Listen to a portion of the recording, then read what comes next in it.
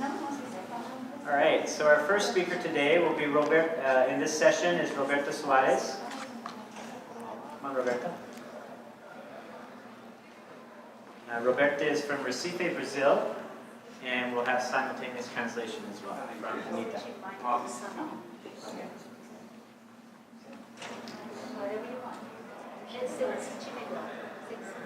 Okay, so I will try to do this in English because for me it's more like, I'll give her a break. Okay, so my name is Roberta, I'm from Brazil. I'm originally from São Paulo, but I live up in the northeast of Brazil now. We always have summer weather, there's nothing, that's why I have to buy a coat here. Okay, so I want to start a little bit about when I joined the church. When I joined the church, I was only 14 years old. And I remember when the missionaries taught me about Joseph Smith, I was like, wow, look at him. And he taught me about the pioneers and all that, the travel about like the Kirkland and come here until they arrive here in Utah. And I say, wow, that's history is so like amazing, you know. And well, and since then I had this appreciation about the history of the church, LDS church. My mother was a member of the church too, and my family is a small family. It was my mother. Okay, my father passed away when I was 4 months. I was a baby. So then, since then, was my mother and I living together. And since I was a child, this is me. When I was 3 years old with my two nephews. And since I was a child, my mother always used to take me to the church, and she wants me in a right path, you know. And then when I was baptized in LDS church, I really would like to serve. So I had just several callings, teaching the children at the primary, and it was really good for me. So the person that I am today, it's because I was a member of the church, you know. And and when I was 2 or 3 years after I was baptized, I started feeling that inside feelings about attraction about my friends in the church, my girlfriends in the church, and then no, it's the illness on me. I'm sick. I need to do something. And I felt like guilt because, you know, I was having that feelings inside myself. And they say, I'm a member of the church, you know, I'm learning everything, so I want to do the right things. And I pray to God, so I fast to God, like to be like, I cannot have this feeling inside myself. And then, okay, so it was harder for me to accept that I really liked girls, you know. And then let me see, because I gave it to this. And then I just decided to serve a mission, as many of my friends here did. So I served my mission in Recife, is the city that I live now. And I served there, and okay, so it was fine. And when I came back, my bishop starts with the depression. Oh no, you serve a mission, now you need to get married.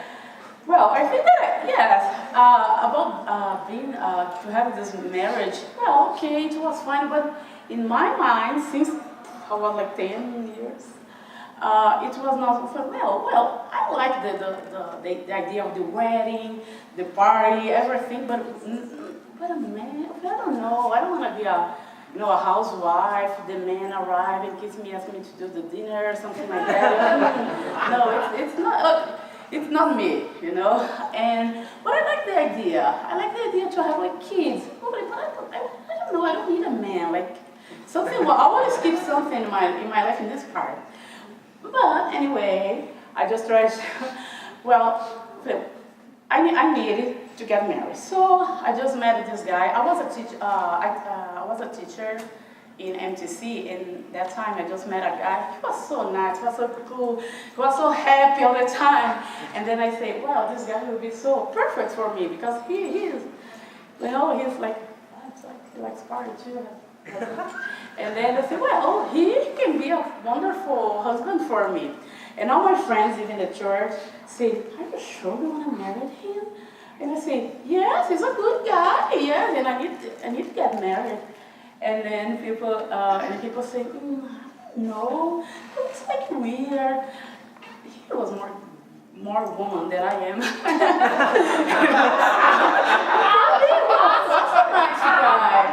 was a nice guy. Well, they don't need to be married, but why not with him? Okay. Then, like 2 months before, I just decided, he never came, well, now I know, now I can tell you, but he came out like years ago. But in that time, he spent a lot of time to do that. But and we are friends until now.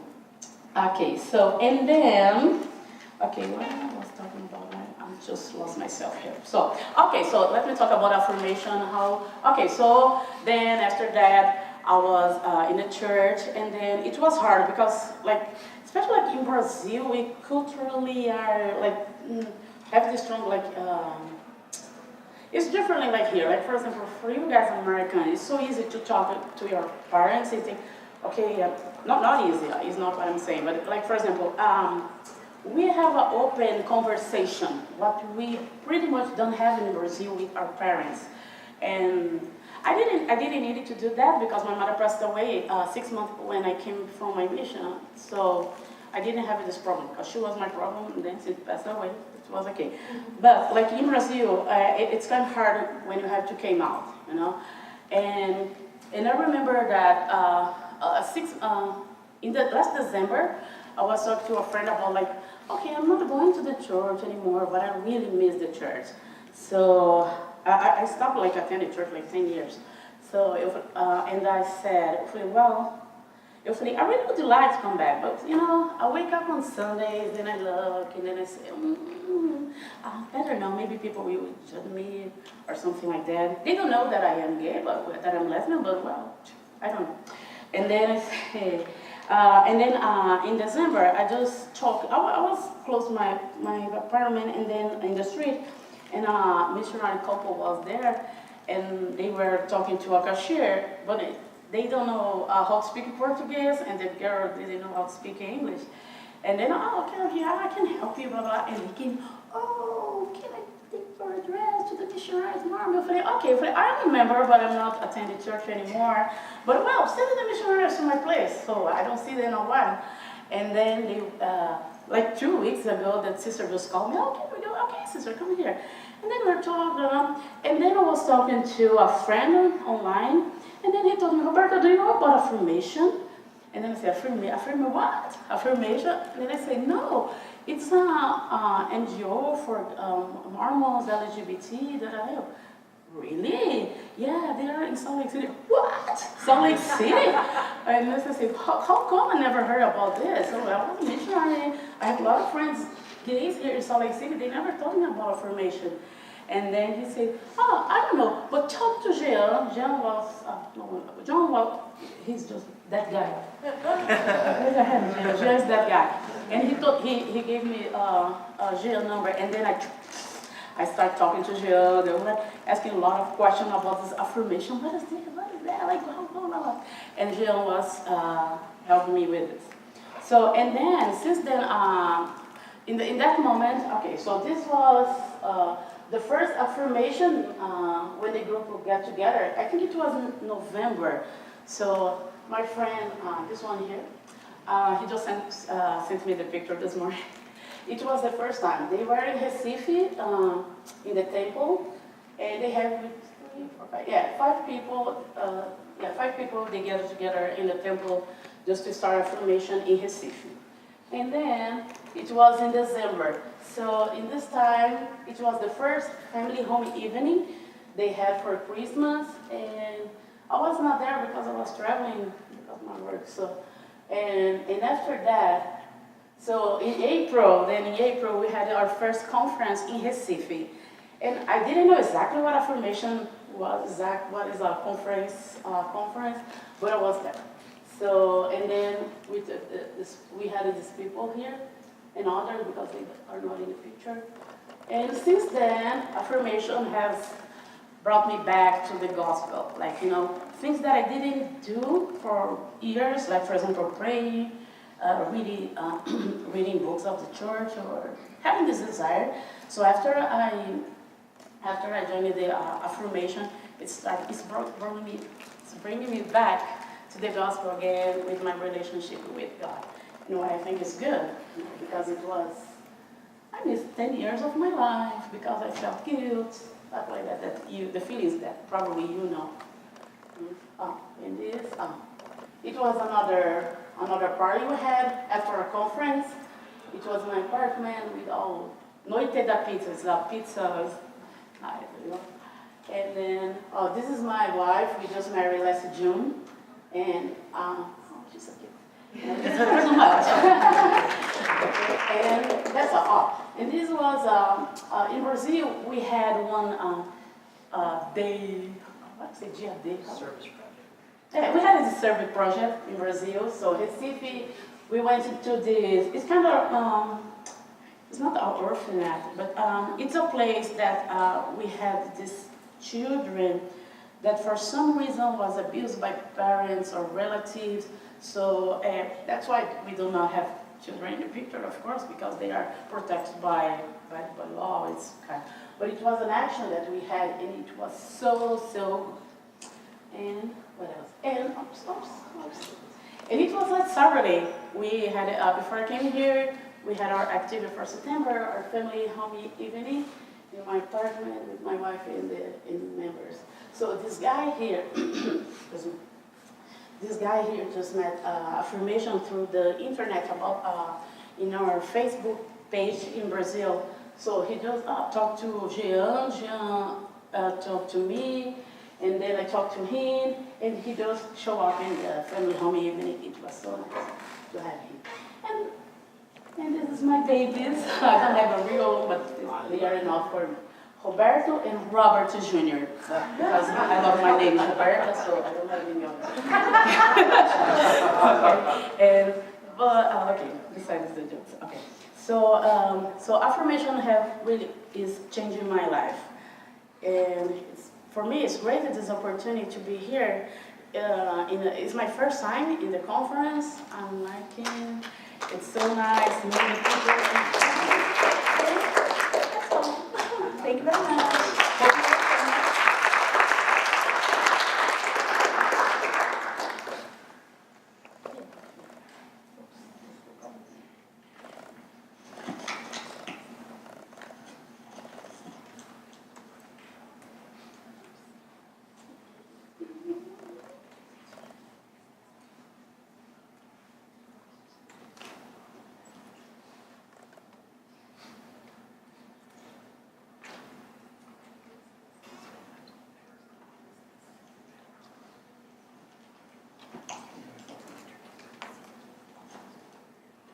Testing. Can you hear okay?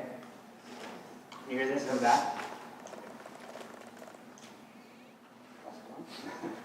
Boa tarde. Good afternoon.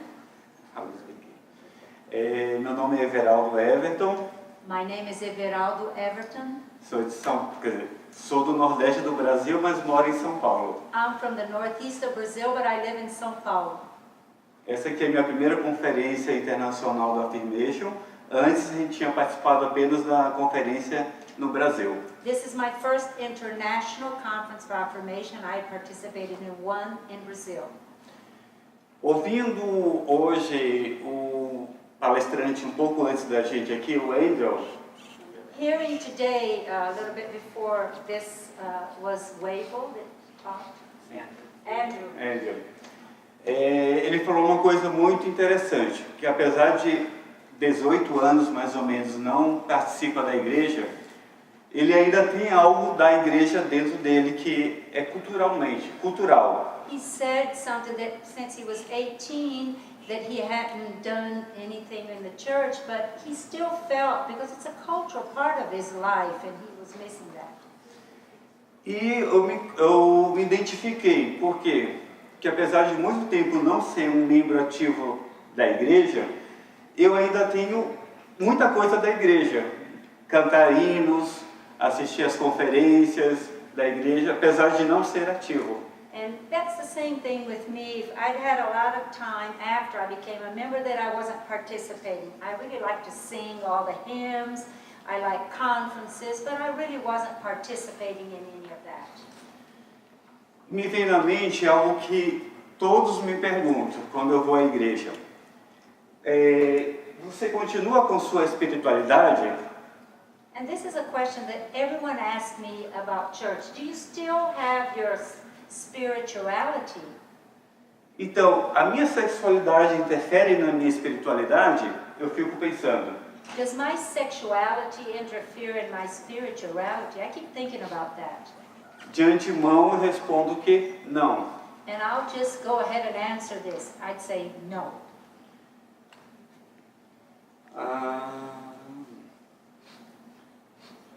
Antes de... Eu nasci, como eu falei no começo, em São Luís, que é a capital do estado do Maranhão. And like I said before, I was born in São Luís, which is the capital of the state of Maranhão. Algumas fotos referentes à minha cidade, ela é um pouco histórica, fundada por franceses. I want to show you my city. It's a historic city. It was founded by the French. E foi aqui que eu conheci a Igreja de Jesus Cristo, nessa cidade. Here where I met the Church of Jesus Christ in this city. Na verdade, eu sempre tive muita vocação ou muita ligação com o tema religioso. Quando era criança, eu pensava que eu seria um padre católico. Yes, I've always had this connection with the church. When I was a child, actually, I thought I was going to become a priest in the Catholic Church. Mas em 92 eu conheci a igreja, na verdade no dia 21 de março de 1992 eu me batizei na igreja.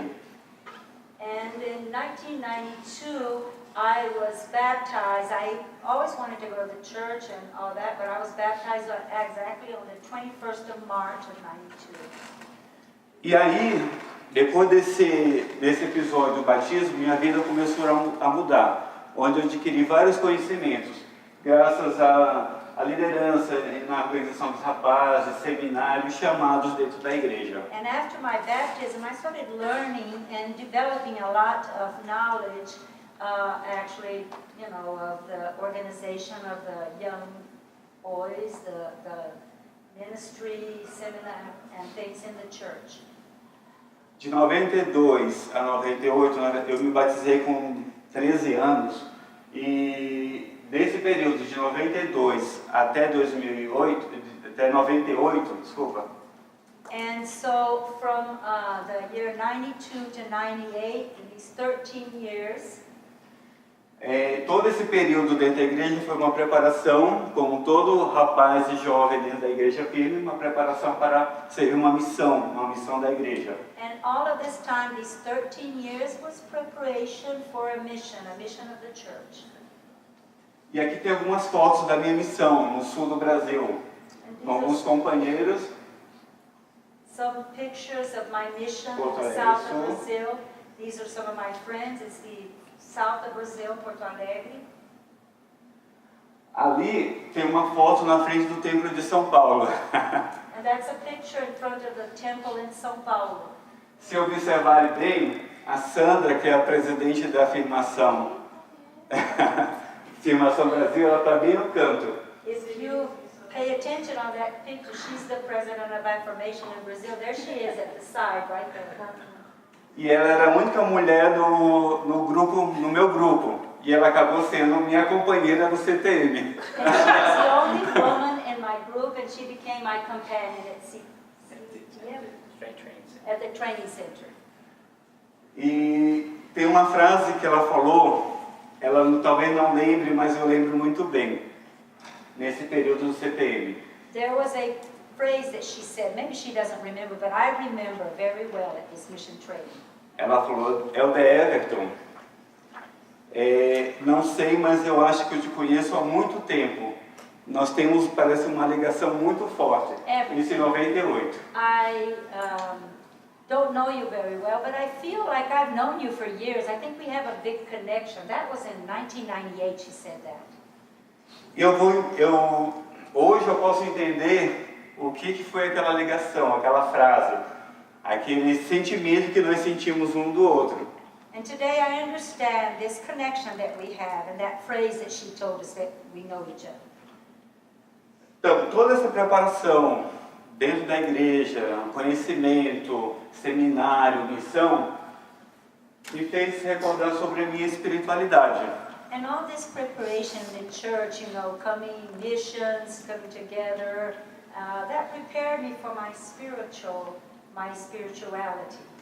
Eu fico pensando, com toda essa experiência, conhecimento, a minha sexualidade vai interferir na minha espiritualidade? And in all this knowledge, all my experiences, is my sexuality going to interfere in my mission, in my religious, in my faith? Essa é uma pequena definição no dicionário português. Se quiser dar uma... This is a definition in Portuguese what spirituality means. It can be defined as the human propensity to look for a significance of life through concepts that go from tangible to look for a bigger connection, something bigger than you are. Spirituality can or cannot be associated with religious living. Certo. Então, buscando essa definição da espiritualidade, eu pude ver que, independente se eu sigo uma religião ou não, a espiritualidade não está ligada a uma religião. And then I saw by reading this that when you see the definition of spirituality, religion and spirituality is not connected to a religion. E esses 2 anos da afirmação no Brasil, And in these 2 years of Affirmation in Brazil, podemos conversar com vários jovens, senhores, senhoras, que deixaram a igreja devido à sua sexualidade. and we talked to many young people, old people, ladies, men that left the church because of their sexuality. E as pessoas, elas geralmente mudam, achando que por ser gays, lésbicas, eu não tenho mais a necessidade de acreditar em Deus, de fazer o bem, porque estão pensando, imagino que a espiritualidade está ligada a uma religião. And people think that just because they can't anymore be effective, they can't have their spirituality, because in some way they think that spirituality is connected to religion. A afirmação, ela trouxe para a gente uma luz. Affirmation brought to us a light, Onde- light. Onde podemos ensinar, na verdade não ensinar, mas mostrar para as pessoas que independente da sua condição, ela pode manter sua espiritualidade, ela não precisa estar ligada a uma religião. And we could see that, you know, we could teach people, not really teach people, but see that spirituality isn't really connected to religion. Nós mostramos como um projeto da afirmação que ela pode exercer sua espiritualidade quando nós nos reunimos na paz espiritual, se ela quer um lado de amizade ou se ela quer um lado social, fazendo atividades como foi falado pela Robert, pela Sandra. And affirmation, we can have these spirituality and social activities. We don't necessarily have to have a religion like Sandra and all the other people talked about. Resumindo, independente da minha sexualidade, da minha religião, eu sou um filho de Deus. And independently of my sexuality or my religion, I am a child of God. E as escrituras reforçam isso, onde ele diz, somos a geração de Deus. And the scriptures confirm this, because we are a generation of God, or a Ele não, son of God. ele não fala, você é gay, você não é de Deus. Ele fala exatamente que, independente, ele não está criando uma discriminação, não está criando grupos, mas ele fala em geral, somos a geração de Deus ou somos um filho de Deus, como fala em Moisés 1:13. And you don't have to put your sexuality, or I don't have religion, or I do have religion. We are a generation of God. And we even have in the Bible that we are a son of God. And it's important that we understand this. Você viu a frase, né? And the phrase here, it's good to be important, but it's more important to be good. to do what is do what is good and do what feels good. And it's easier to be different and important, but it's harder to be better and good. Eu tenho essa frase no meu coração, por isso que a gente determina, é uma determinação nossa, querer fazer o bem ou não, independente da nossa sexualidade. And I have this phrase, this is dear to my heart, because we can do good independent of our sexuality.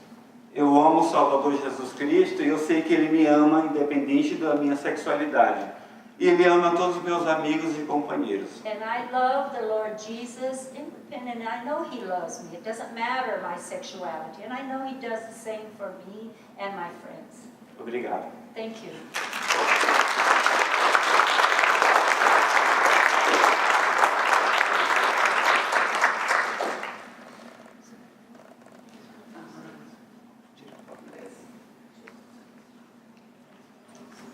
We have Carlos from Colombia, and then we'll have Peter from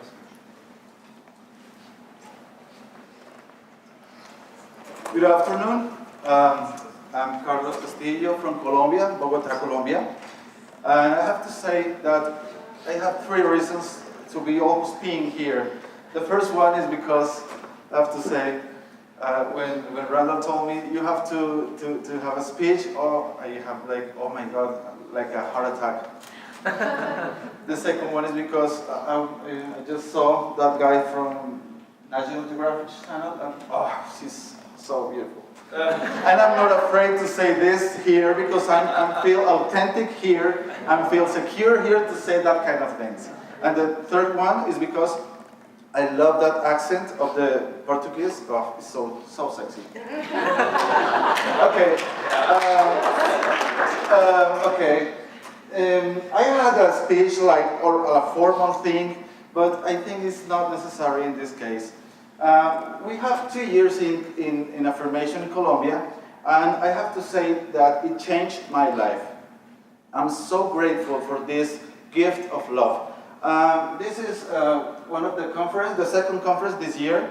We have the first conference in Affirmation in Manizales, Colombia this year. The second one was in July, and I was like a little afraid to how to tell to my mom that I'm gay. I know she knows. I think every mom knows about it, but how to tell her to talk about a topic who's in my house. So I think the best way to do it is invite her to the conference. With the red woman in the middle, she's my mom. So she knows about my life because she was there. I told her, Mom, this Saturday, let's go. I have a conference. It's a nice conference. You will know some friends of mine and some of the things that I'm doing with a group called Affirmation. You know this group I'm directing since blah, blah, blah. So she was there. And she stopped to make these awkward answers about when are you going to get married? When are you going to have children? Or something like that. Okay, that's a nice way to do it. My speech is like how to be source of spirituality and a source of peace with people, with gay people. And I'm saying gay people because some of them, they are not Mormons. In Colombia, a lot of people knows Affirmation and they are not Mormons. And they are interested in what we are doing. So they are invited to. But the most people here, they are members of the church. The other thing we have to do is to get involved more mothers in our meetings or things like that. Involve more trans people because they are wonderful. We have this girl, she's a trans, and she directs a house, like you have a house next to the temple here, to the young people to go to have classes, to take therapy, to all of these things. We have a house like that in Bogotá, and it's a house paid for the government. So I feel blessed because in Bogota, in Colombia, now we have advancing in politics for LGBT people. And affirmation is an important part of it, because I think it's important to get involved in this process.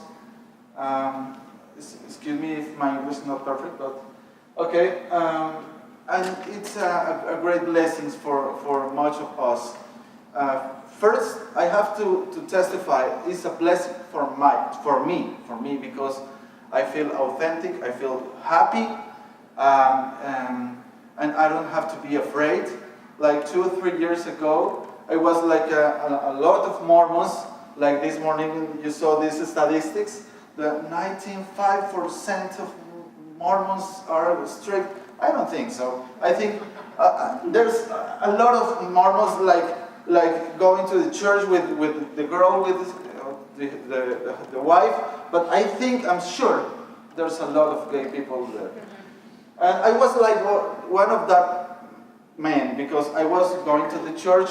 I was a leader. I was the clase escuela dominical, Sunday school teacher. Sunday school, and I was like that, and I was like the straight, like everyone, like all the church says, and sometimes I had dates with girlfriends, something like that. But now, all people in the church knows about me.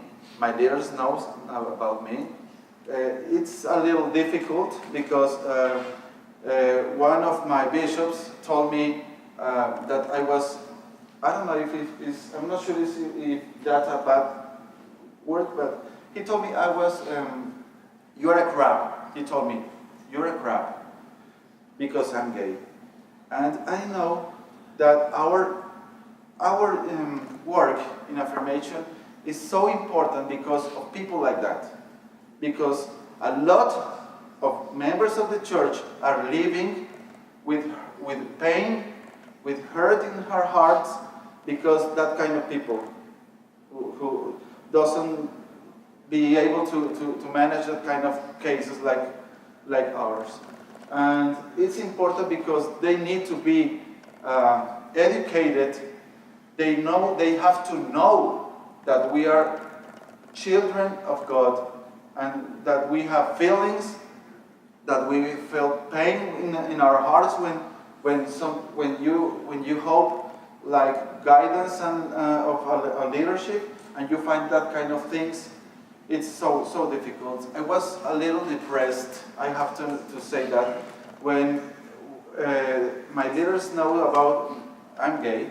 I have to talk with my bishop, and I have this conflict with the church. I stopped going to the church in that days, and I began to an angry man with myself, with the church, with everyone, and it was a difficult time for me. When I found affirmation, it was a blessing. I have to say that it was a blessing. Two of these people in this group, they were missionaries, and they have a very beautiful testimony. They say something like, "I was contemplating the suicide because I didn't have answer because of why I'm gay and why the gospel says that it is not a good thing, and they're going to commit suicide, but they found affirmation. They are happy now. They can go to the church. They can feel like sons and daughters of the God, and they are talking about affirmation to another people. And we are younger, but I think we are going to be, I hope, like Brazil, for example. I hope that kind of things, because, for example, like 2 weeks ago, we have the Pope in Colombia, and I had to go because of my work to Barranquilla in Atlantic Coast, and I wanted to have a meeting with 10 Mormons in Cartagena, Colombia, but it was impossible because the Pope was there, so it was difficult. It was a difficult thing, but I have to do it because I feel it. I have this commitment with them. I love them. I saw many tears, and I saw many people angry with the church. Some of them doesn't know nothing about the church. I don't like to go to the church anymore. They say, I hate the church, I hate religion, I hate God. That's the things that some one of them told me because of the pain that they felt inside the church. And I felt it too. So that's why I understand why they feel. And I think it's important to us to be kind with all people who come to us. It's important to us because we are a great family. We are not just in North America, we are going to grow up in other countries. So you are saving lives. They are saving lives, and we are saving people to commit suicide. So this is a gift of love. This is so important to do it. And I'm so grateful to be here. I'm so happy to know. Finally, I know Utah and Salt Lake City, and I was in the temple crying because it was like a dream made true. And I always chat with the people in Affirmation by WhatsApp, by Facebook, and they are happy because they saw this family. I showed the Brazilian, I showed the other people, and we feel like a family. And we are not just in America, we are going to be around the world. So we need your help. We need your help. To be part of this big family is a great blessing, and I'm grateful for that. This is, it was another picture, but I don't know what happened. Okay, so is that what I want to say to you? I'm so grateful to be here. I'm so happy. And in some moments of my life, I was so sad, so angry. And now that we are part of this beautiful family in Affirmation, I have to be grateful because some of them support me. I have to be grateful, and I want to know Christian, Diego, George, Wilmer. They are members of Affirmation, and they support me. They gave me nice words. They are nice people with me, and I love them so much. And I began to love every single person that I'm knowing because that's the love of God. And I'm grateful to be here. Thank you for this moment. And I hope all the blessings of God came for your lives, and we can keep saving lives in Affirmation and on this beautiful church. So that's my message. Thank you so much.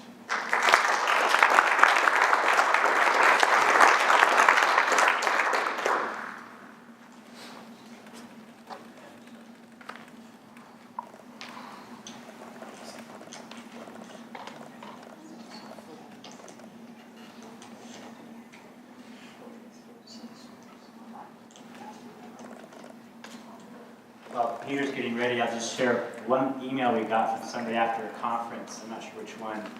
Is they said that they had held anger towards the church for 20 years and bitterness that had eaten them up inside. And they went home from an Affirmation conference and they wept the whole way because they felt finally free from that. They could forgive the church, that they could find a new relationship with their Father in heaven again.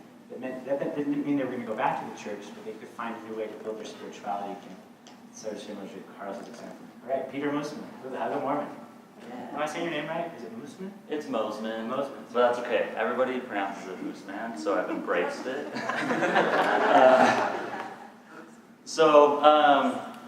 My name is Peter Mosman. I am a Utah native, born and raised. Haven't really ventured out too much, so not too exciting. But recently I started a project this year and have been consequently dubbed the Hug a Gay Mormon guy. I show up to places and they're like, hey, you're the Hug a Gay Mormon guy. And it's been kind of fun, but before we talk about the project, I kind of wanted to explain a little bit about where it came from. So as the narrative goes, as many of our experiences go, growing up in the church is a struggle, right? And growing up, I often felt this conflict, right? Where I had my LDS identity and I had my LDS community and I loved it and I wanted it. However, there was this little thing inside of me that was not like the other people and feeling that I had to get rid of it, that it was bad, and I had to have this or I could have this. And so that struggle continued throughout my life, feeling where I wanted my church community, I wanted my family, and therefore I couldn't have my sexual orientation. And so I had to find a way to get rid of that, right? And pray the gay way and do whatever it took. It never went away, obviously, here I am. But as time goes on, I served an LDS mission. I went to the exotic lands of Louisville, Kentucky. And it was a phenomenal experience. I loved every minute of it. And it was a good opportunity to kind of not stress about those things, right? I don't have to worry about marriage because I'm serving and talking about Jesus and the gospel. And there was a zone conference that I attended one of these months, and my mission president talked about something that it didn't really have a very large impact on me until I was thinking about it just recently. And it's this idea of this quote that his name is James Collins. He's a businessman, and he explains the genius of the and versus the tyranny of the or. Right, and in our culture and in our lives, we're often faced with this conflict, right? That we can have this or we can have this. And specifically to our community, it's often we can have our religious identity or we can have our LGBT identity. And anyway, going back to the mission, right? It was a nice thought, and we were talking about it in a mission context, and so it didn't really stick out until a lot more recent. And so fast forward, I get home from my mission and I'm really struggling once again with this identity, this conflict and this choice that I have to make. And this pull, this either or pull, got me into this really deep depression, and I was in a place where no one should be. And it led to, fortunately, it led to one of the most spiritual experiences of my life, where I was at the end of my rope. I was broken. I had no faith. I had no hope. And one fateful day, in the beginning of 2015, I had this spiritual experience where God kind of wrapped his arms of love around me and told me that I wasn't broken and that I could have hope and I could have my faith and I could have my sexual orientation. And my faith was restored, my hope was restored, that I didn't have to fight between the two. And it brought me a lot of hope. Anyway, I don't want to spend too much time on this because I'm going to talk about something else, but as I embraced that, it brought all this joy and all this faith back to me. And I wanted to share that. And as I was sharing that, I got mixed reviews, right? As we come out in the church, it's often a mixed review. And it's fortunately becoming a more positive experience for people, but it's still sometimes a challenge. And I've got a lot of positive feedback, but I got a lot of negative feedback. And a lot of that negative feedback revolved around this idea that that's not possible, right? The cognitive dissonance is real, right? That you can't have this with this. And kind of that narrative is when people come out, they leave. And so that was kind of that assumption. And I wanted to let people know, like, no, I'm here, I have my faith, and I have my identity, and that's okay. And so earlier this year, I decided, well, let's take it to the streets and let's help people see that we exist, right? And so one week I grabbed a bunch of markers and I made a sign, and it was conference weekend, so I made this sign and it said, "Hug a Gay Mormon." And I went to the conference center and walked around and got hugs. And so these are some of the pictures that I had, and it was really cool because as I'm giving these people hugs, like as intimate as you can get with a complete stranger walking down the street. These people were giving me a hug, and they would whisper in my ear, here's a hug from a bisexual Mormon. And, my son's gay, and just know that you're loved. And just this really powerful 2-second experience with these people. And it was such an honor to have that moment with these people. And here's some more photos that I found on Instagram. But I had an experience where I'm out walking around and people were hugging me, and it was really successful and really awesome. And this young woman walks up to me, and she was pretty short, and so I was kneeling down almost, and we're having this conversation. She's like, so I'm a bisexual Mormon, and that's not a safe thing to be in the Mormon church. What do I do?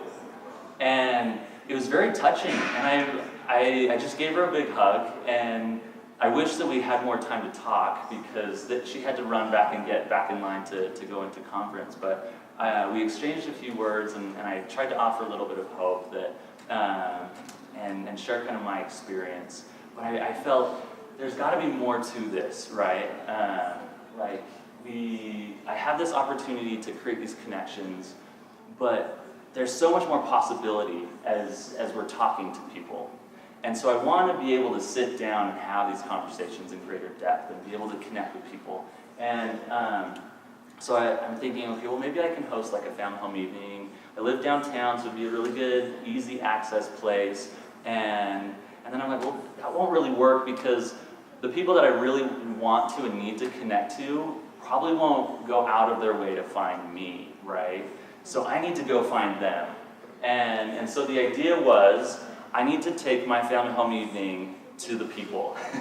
And so I worked with some people, we got some furniture compiled, and I got a permit, and we set up a living room on the sidewalk of downtown Salt Lake City, right outside City Creek Mall, if you've ever been to downtown Salt Lake. This is actually some of the cast of the Book of Mormon musical. They stopped by, and we hung out. And it was really cool to, and most of the cast, if not all of the cast of the Book of Mormon musical, are not LDS. And they were like, wait, okay, so I've got this image of what the Book of Mormon is and what Mormonism is, so now you tell me, where do you fit in this? And so it was a really awesome opportunity to be able to engage with people. And got to sit down and show my family and how they loved me, and everything was good, right?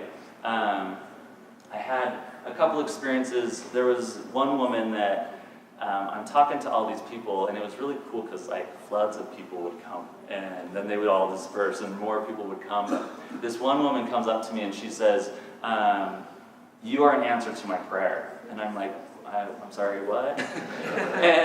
and she says, "Literally this morning, my friend came out to me, and I didn't know what to do, and I didn't know what to say. And I've been praying all day to know what to do. And here I am, and here you are, and can we talk?" And it was just such a powerful experience to be able to talk with them. How do you support a friend that's coming out, that's a member of the church? Another experience I have, these are just pictures. They aren't necessarily connected with these stories I'm sharing, but this other person came and sat down, and we're talking on my couch. We're sharing our experiences, and I say, "So have you ever met a gay Mormon before?" And she's like, "Well, I am a gay Mormon, but I've never told anybody before, and I didn't know that there were others like me." And so we had a little celebratory moment, and then she was asking all these questions. So how did you come out? How did you come out to your family? How did you come out to your bishop? What did you do? How was it? And we just got to sit and chat and have this awesome conversation.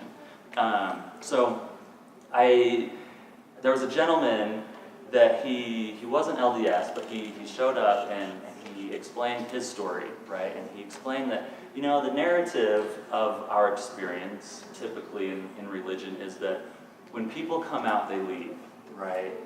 that they come out and they come out of the church. They leave the church because that's just how it is. The church isn't a safe place for that. And so what do you do? And so we were able to talk about how we're changing that narrative, that we're able, like all of us here, are able to discuss with people, and we're able to carve out that space where it's no longer this or this, but it's this and this. And so I guess I want to close with a challenge that as you are going through your lives and as you're struggling with your own things that you're dealing with and your own faith crises, and as you're working with your friends and your family, that you consider the and, right? That no longer do we have to settle with the or. We can celebrate the experience of the and. And so I leave that challenge with you, and thank you.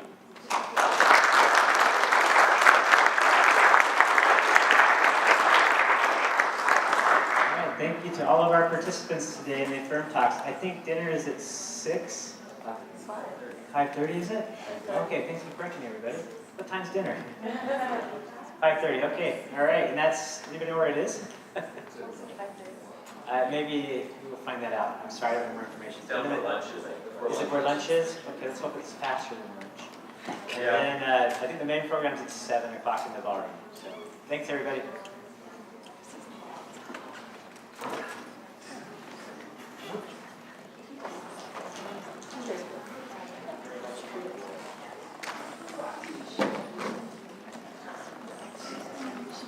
Are you serious? Oh, that's so great. Oh, it's such a small world.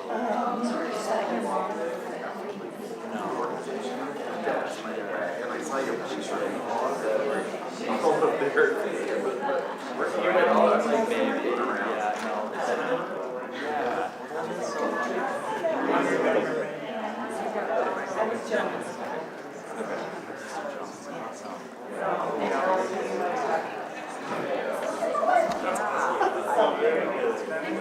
You guys nice to meet you as well. You're such a fresh guy. Likewise. Thank you for being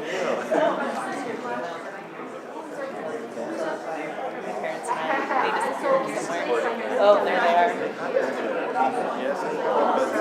Everybody was like, right. Like maybe next year we didn't even extend the invitation.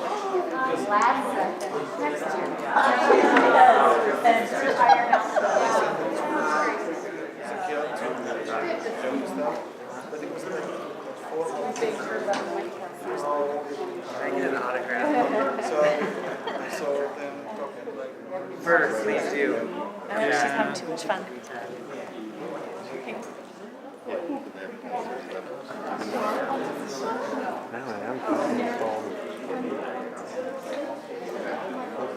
Sorry, I have to tell you.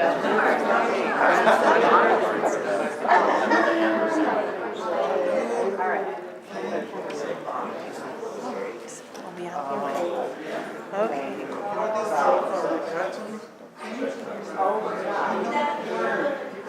Yes, I follow you. And I saw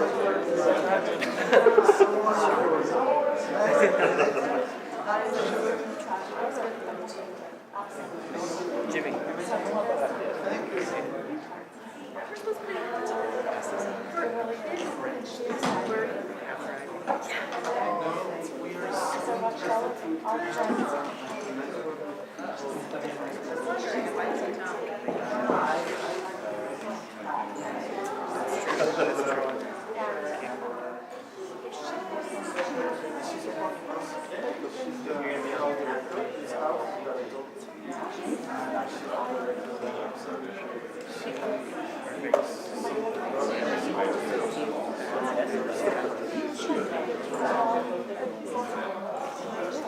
I'm just gonna grab Tom. hey, how are you? I know you're so busy this whirlwind weekend. That's so crazy. Yeah. It's exciting though, right? Yeah, I'm good. Good. We got our copy of the book last night? No, 2 nights ago. Okay. I have read like 20 pages in, but then of course they're here all day. So I'm excited. So we've kind of dodge the question just by the microphone was intended. So, the bishop. Sucky way to die. I know. So we kind of thought, well, the bishop might be there. So my theory was, well, let's see. So you're going to Like, be down? if they really feel that's the right path, then let them show us. And theory was, I was pretty curious. I think it was the first time where I felt hurt from me. It's like all of a sudden it was affecting me. So it's really been so, and the confrontation retreat, then it doesn't come. It'll be 3 months now, at least.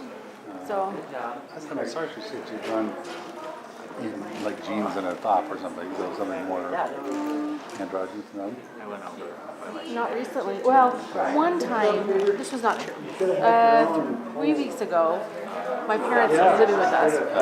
So we were going at like 45 minutes late to Sacramento, like just for like 15-minute window. Dan came and just sat in the hallway to help so that afterwards my nephew was there so we could take my nephew back home. But that was it. So I should say that did happen, but that was, I don't really classify that as really attending. So I'll let you know when something, Another thing I was thinking. I don't know, but right now we kind of dodged it. How do we But create impact? you doing okay though, really? Skills. Do you feel like you're just on Media Whirlwind though? Because I'll be at your event on the 5th. Okay, well, So you're good. yes, You're we're good. doing this for the world. Oh, So proud of you. Where I try, where other people do things that I'm like, oh gosh, how do you do that? That's awesome. You know? So everyone has their own way of creating goals. So I don't think anyone is better or worse than others. Sure, yeah. Use your talents. Yeah. Well, you do well. Good. Thank you. Thank you so much.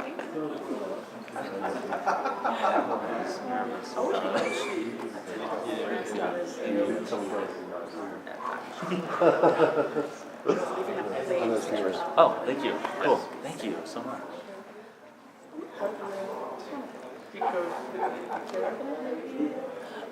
Wait, big.